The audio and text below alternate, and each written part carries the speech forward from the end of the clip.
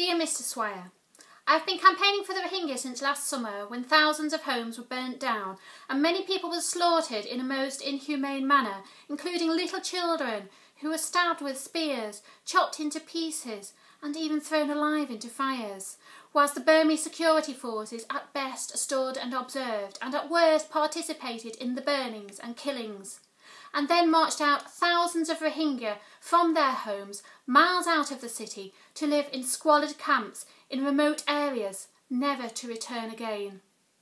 No sooner had they been marched out than bulldozers were brought in by the central government to level the ground in preparation for new developments.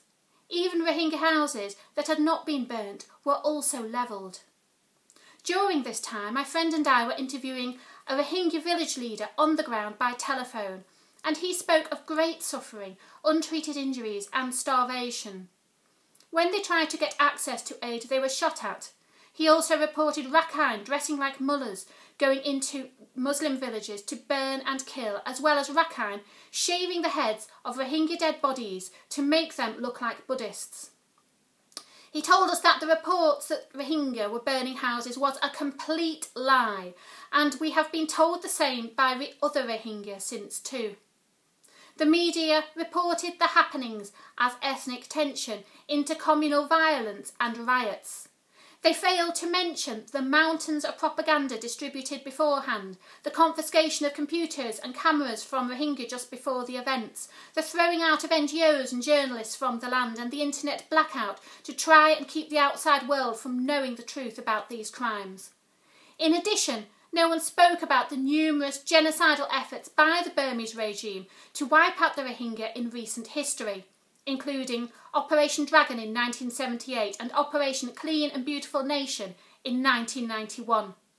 No one wanted to hear this because everyone was busy watching Aung San Suu Kyi do her world tour for the reformed junta who had decided to put on suits and become politicians.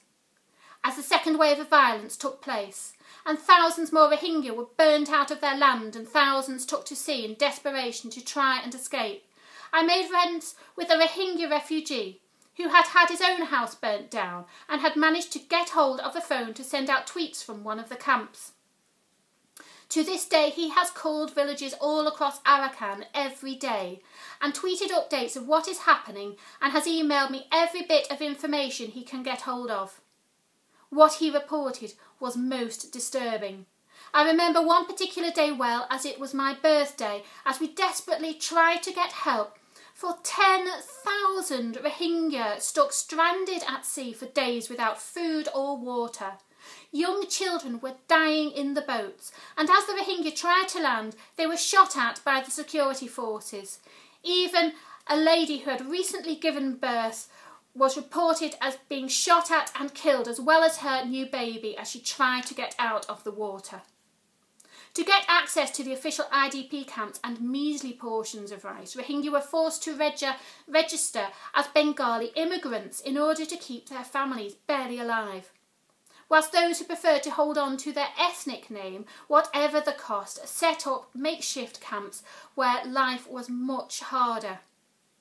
Those that remained in their homes were barricaded off from the rest of the world by the military, who stated that they were protecting them, but they stopped anyone and everything from entering or leaving these camps, refusing to allow people to work or buy or sell, stopping them from farming their own land or going out to fish, as well as blocking all access to healthcare.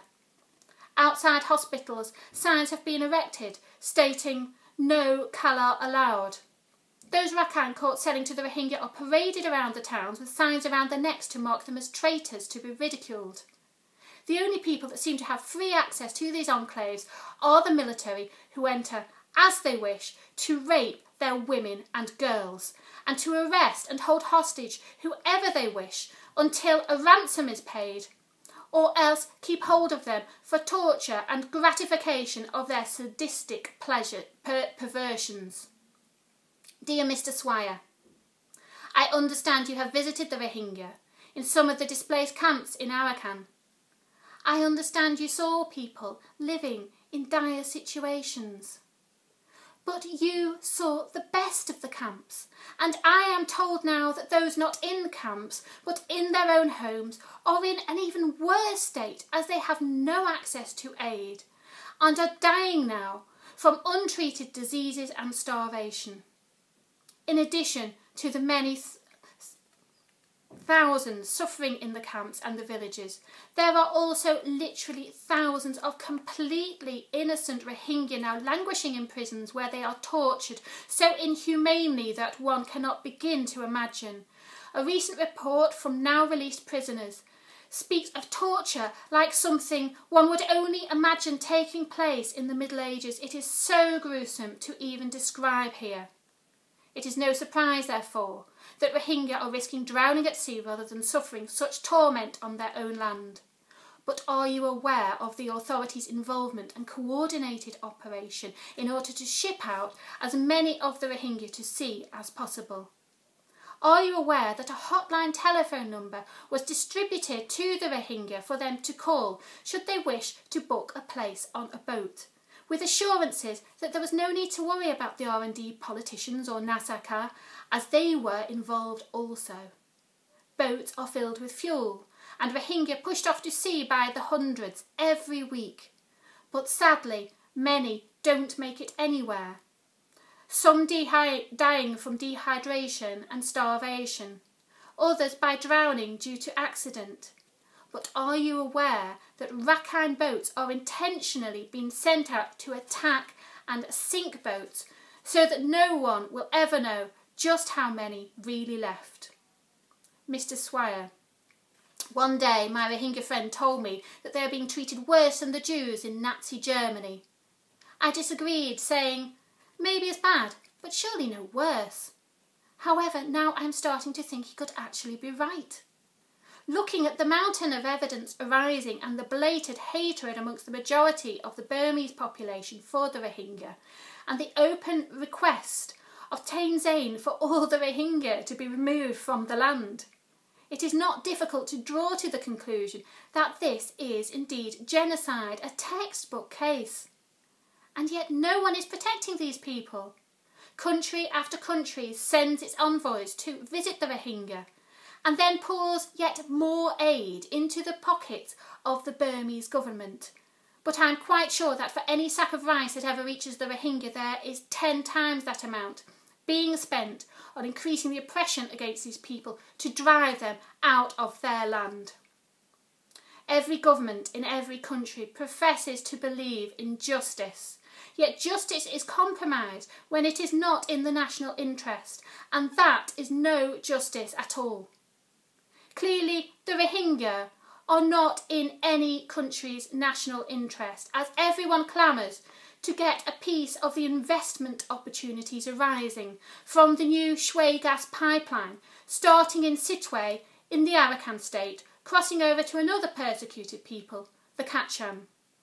So politicians will not call this genocide, but will play along with the Burmese authorities' lies, because that is the truth everyone would prefer to believe.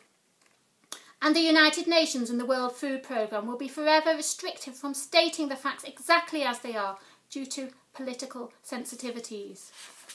And NGOs will bite their tongues in order to get visas and not get arrested whilst trying desperately to save a few lives. So who will speak up for these people, and who will speak the truth? Mr. Swire, you can't say it, but I can. This is genocide, and the whole world is complicit in its silence. And in years to come, everyone will be analysing what happened as they dig up the bodies, and politicians will declare that they simply didn't have the right information. And everyone will say, never again, once more. But Mr. Swire, I've told you. So now you have this information. And my question to you, Mr. Swire, is what are you going to do to save the Rohingya? Thank you.